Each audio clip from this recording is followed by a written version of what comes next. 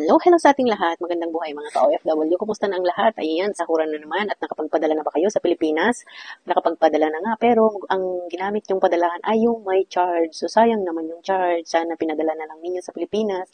Pinabili na lang sana ng ulam or merienda ng ating pamilya. So, ang i-share ko sa inyo ngayon, yung Tap Send. Yan, Tap Send. Ilalagay ko sa ating description ang link kung saan natin makikita ang Tap Send. Ito ay pwedeng i-download sa Android phone or sa Apple iPhone phone. So, yan guys, magpapadala na kayo gamit ang Tap Send. Wala po siyang charge pag magpadala kayo ng GCash sa Pilipinas at matatanggap kaagad ang ng receiver ninyo sa Pilipinas. So, ano pang inaantay nyo? Mag-download na kayo ng Tap Send.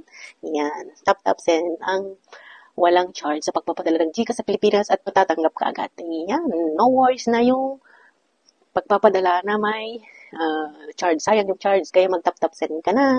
Yan, yan lang po. Maraming salamat sa mga nanonood sa ating mga videos at sa ating mga subscriber.